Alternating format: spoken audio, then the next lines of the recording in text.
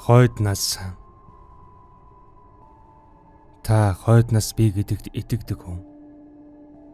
Энэхүү зохиолын бүтэн хувилбар Mbook аппликейшнд орлоо.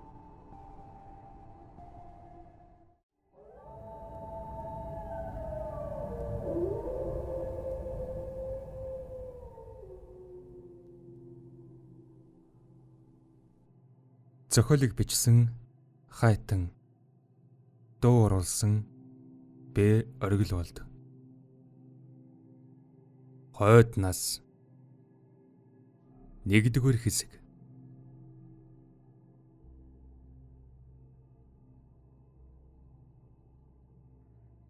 Яаж байгаа нь вэ? Яагаад ингэж байгаа юм бэ? Яадаг вүлээ? Чамайгаа ингэж зовоод авахыг харахаар зүрх зүсэгдэх юм.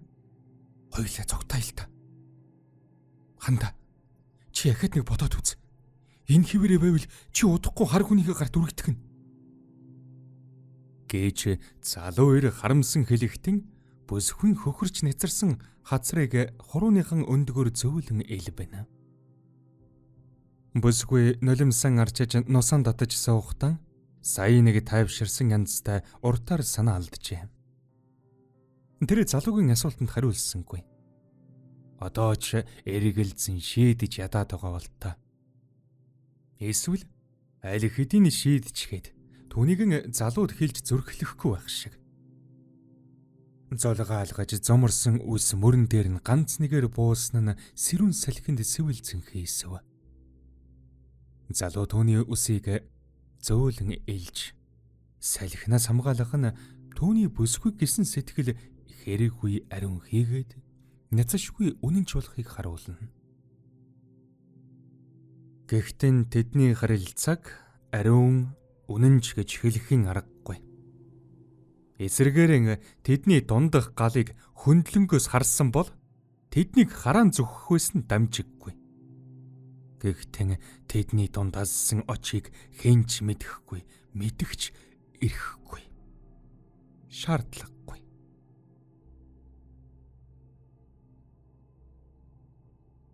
Хонин хариулж явсан залуу бүсгүй өдрийн халуун наранд ангаж явахтан гол бараадан очжээ.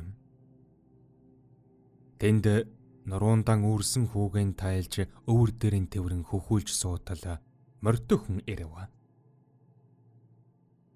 Ирээн морьтой айл энэ хавьд байхгүй дээ гэсэн юм бодож суутал өнөөхөн шогшуулсаар бараг дэрэгдэн иржээ. Бүсгүйтэй мэд мэдсэн залуухан ир түүний үе тэнгийн болтой харагдана. Жирвэсэн хар хөмсөг, гүн хар нүдтэй энэ залуу өөрийгөө идэр гэж танилцуулав. Харагдаагүй зүсмийн мөр унаж явсан аргагүй аж. Хажуу аймгаас энд сөөршиж байгаа гинэ. Бүсгүйтэй танилцсандан ихэд олзуурхаж байх шиг тухалж суугаад яриа өдөнө. Тунчиг яриасыг хийгээд хөгжилтөө нэгэн юм. Нөхөрсөн өөр хүний царай игцэлж хараагүй удсан бүсгүй түүний ам руу орж шахам ойртож үг бүрт нь эрэхгүй хүрсэн инээдэн барьж ядаж байлаа. Ихэнхэн хөхийг буулцтал хөхөж хөвдсөн хүн мөдхөн унтаад өгөв. Нэг мэдсэн нар талигаад өгчээ. Түүнийг дагаад хойн шалгуулж. Гэтэл залуу үүнийг мэдээд би завтаа байгаа. Чи суужлаа. Би хоног чинь эргүүлээд өгье гэхэн тэр. Танил төдий эрийн халамжинд ичин гөрч суусан бүсгүй өөрийгөө голын усанд толдохоор тонгойв. Үдсэндэн итгэсэнгүй. Нутгийн нэртэй зүстэй бүсгүй хүний ихнэр болоод ингэтлэн гундана гэж байхыг тэрэл өөрийн биеэр нотолжээ. Өмссөн дээлийнх нь өнгө өөрийнх нь зүстэй нийлж улам гунтаж харагдана. Хоныг нь эргүүлж өгөөд буцаж ирсэн залуу руу урдын адил инээмсэглэхэн байж зүсийн улам нууж байх шиг үзэгдэхэд залуу багхан тавгүй ирэхэж яриагаан дуусгахтан танаа нутагт сайхан бүсгүй байхгүй л гэдэг байсан. Байдгал юм байна. Бүр нэгтийн таарлаа. Бодвол хамгийн сайхан байхаас гарцаагүй. Гэж хэлчихэд моринтон сэв хідэл мордож аваад алга болов. Тэр шөнтөн өнөөх залуугийн хэлснийг бодож нойргүй шахам хонжээ. Хэлсэн үг нь түүнд бурам шиг санагдавч өөрийнхөө төрхийг харж үнэндээ гудсан бүсгүй шөнжин шаналж гинэ. Сураггүй алга болоод хэд хонсон нөхөр нь маргааш эд халуунаар гэртэн ирж гинэ. Морин дээр нь тогтож ядан давхсаар ирж уян дээр буугаад ментийн зөрөөгөө зэлгээ юм атсар гэж эхнэртэн тушаалаа. Гэртэн орж ирэхэд орны хөлнөөс уяатай хүн ээртлэн уйлжчихсан байж. Нөхөр нь чихэн дарж "Энэ нэг юмныхан амыг хамхиул. Хүний өмнөөс төрж гисэн аятай. Хүн лай халдаа жуган хийзээ болох улсгүй." гэж том яринган хүйтэн цай гүд хийтэл залгилж аваад. "Нар буухаар сэрэгээрээ хүнтэй уулзна." Гээд дээлэн тайлж шидээд сүүдэр туссан орон дээр буруу хараад хэвтээд өгчээ. Хандаа тайлж шидсэн дээлийг нь эвхэхэд хамар цэргэм нялхун сүрчиг ханхлав. Бүсгүй хүний сүрчиг гэдг нь гарцаагүй мөн. 3 жилийн өмнө хөгшин ээжин бурханд явуулчихад нулимсан далайд хөл алдан живх шахаж байхад гэр юуг нь ачиж малыг нь өөрийн хтөгөн асуулгүй нийлүүлж авсан залуу буруу харж хэвтэнгүүтэн гэр дөрөгтөл хуригхрэн.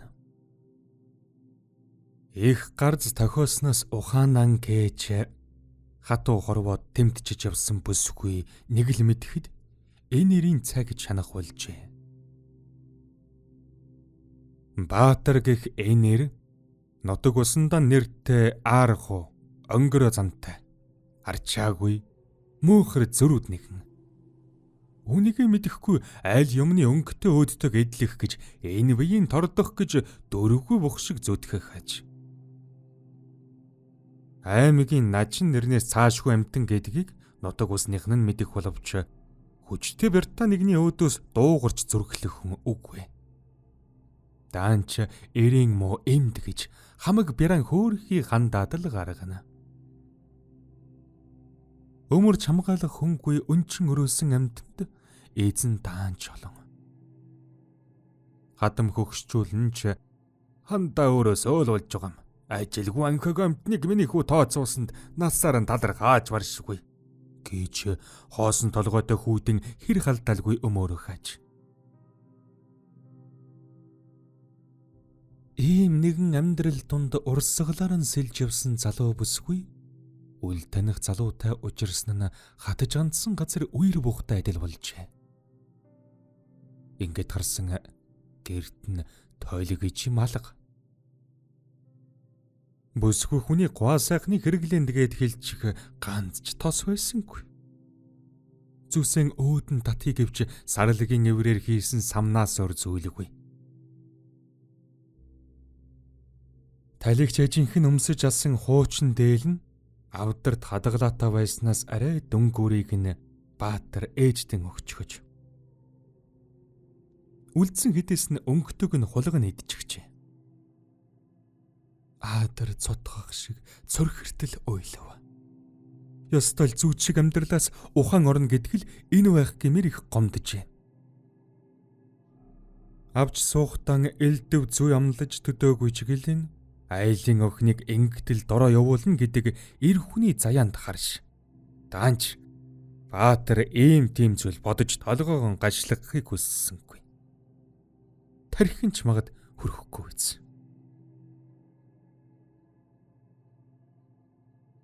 Баатрын дээлнээс үнэртэх сүрчгийг төрхмөр санагдана. Сумын төвийн хүүхнүүд шиг бодог шунх ярьж авч солилцож гойж гангалмаар санагдана. Даанч нээгч төгрөгний мэдэлгүй бүсгүй хаанаас эхэлж хэрхэн мэдэхгүйдэн улам их шаналх болов. Өнөөх сүрчигний талаар Баатартай хэрүүл нэхэж маргах хүсэлж төрсөнгүй. Гэсэн ч өөрийнхөө царай зүсийг тордоод эхэлвэл түүнийг гадуур дотуур алга болохгүй. Өөрт нь хань нэмэр болж өр хүүхэдтэн эцэг шиг эцэг болно гэж итгэснээр Энэ бүхэн эхэлсэн авч. Мөн чанартан сэтгэлийг нь доглуулсан тэрхүү залуутай эргэн уулзахад хүн харж болмоор дөрөвдөрөхдөө нэгэн байхыг хүссэн чинад хүсэл байж. Хандагийн эхээс сурсан олон зүйлээс хамгийн сайн чаддаг нь ойж мэдгэх ажил байлаа. Тэр өнгөрсөн цагаан сараараа айлаас авсан дээлийнхэн өнгөөр янзын сайхан дээл мэдгэжээ. Түүнийхэн хормойд цэцэг алаглсан тал дээр өнгөн эрвэхээ нисж байгаа хадгамал журлаад авав. Гэхдээ үүнийг өөрөө өмсөхийг хүссэнгүй. Ойж тоосмогцсон хүүгэн үүрч аваад сумын төв рүү морджээ. Тэв хийтэл сайхан дээлэн барьсаар зээл орж амжаагүй байтал үүдэнд таарсан хүн түүнийг олж хараад дээлийг нь эхэлсэн үнээр нь авчээ. Олсон мөнгөөрөө ахин 2 дээлийн өнгө, товч, хорогоо, жаалжуул утас зүв, хайч юухан ихэн авсаар үдэж гертэн ирлээ. Хэдэн шин суусны эцэст мөн сайхан хээцтэй дээл чамин гадагмалтай хөөргөний дайлан бэлэн боллоо. Энэ мэтээр сар хэртээ шөнийн нойрон хугасалж суухад элдв зүйл бодогдож дотроос нь шаналгах нь эрэс багасав. Хадгалсан хэдэн төгрөгтэй ч болов. Хачин их урамшсан бүсгүй хөгцөнхөр дайланбар өөртөн дан дээлэцгэв. Нэг удаа зээл орж дээлэн зарчхад жаалжуул хүнсний юм авахаар дэлгүүр ороход хизээний танил үнэр дотрыг нь маажиж эхлэх нь тэр. Хэд нялуун сүрчгийг арц хүж луган өөгүүлсэн адил ханхалахад ирэхгүй уур нь хүрчээ. Лангууны цаана буруу харж зогссон шаргал үстэй маглаг хүүхэн эргэж харахад энэ үнэр түүнээс гарч байгаа нь тодорхой болж. Амандан зуусан чанганзан найшил хийтэл зажилж залуу бүсгүйг дээрээс нь доош гүйлхэн харж зогсохтон ярвалцсан. Нөхрөн хардаж хідэн үг хэлмээр байвч ийм бүсгүйтэй өөрийгөө жишин зүүрлэж гутаах хэрэг байхгүйг тэрхэн үед ойлгож тэндээс хоосон гарчээ. Дэлгүүрийн үүдэнд тайвширхаар хэсэг зогсдол танил хоолой хажуу бүрнөөс нь гарав. Яасан сайхан өнгөтэй дээлвэ гэж яриа үдсэн залуу харамгц 2 хацрын төлөгдөж буй эдэн халуун шатаж эрэхгүй харцбар болжээ. Ирээн морьтой залуу морносон бун дөхөж ирээд яриа өдлөө. Тэр төвөр 8 пан зүсрэхээр ирээд буцах гэж байсан нь тэр байжээ. Хандаач зорьсон хэргийн бүтээсэн тул гэрдэн харих гэж байгаахан хэлж гинэм. Замын гантай гэж ихэд олзуурхан хэлсэн залуу богцноос хатаасан жимс харган ирж бүсгүйд өөрүүлсэн хүүгийн гар татах болов. Юу болохыг мэдэхгүй ч барьж авмагцсан амрууган яаруулсан хүүгийн хазарт хүрч яасан муухай юм тэмтэй гэж өхөөрдөхөд бүсгүй золтол уйлчихсангүй. Төрсөн эцэг нь хүүгийн өхөөрдөх нь битгий хэл нэг нь өдөрийн ч үзэхгүй байхад хүний хүн ингэж илгэсэг дотн хандахад сэтгэл уйсаж дотор баясна. Залуу түүний үсийг зөөлөн илж салхинаас хамгаалах нь түүний бүсгүй гисэн сэтгэл хэрэггүй ариун хийгээд няцшгүй үнэнч болохыг харуулна. Гэхдээ тэдний харилцааг ариун үнэнч гэж хэлхийн аргагүй. Эсэргээрийн тэдний дундах галыг хөндлөнгөөс харсан бол тэднийг хараан зүхэх байсан нь дамжиггүй. Гэхдээ тэдний дунд ассан очийг хинч мэдэхгүй. Мэдгч ирэхгүй. Шаардлахгүй. Хойд нас та хойд нас би гэдэгт итгэдэг хүн. Энэхүү зохиолын бүтэн хувилбар M-Book аппликейшнд орлоо.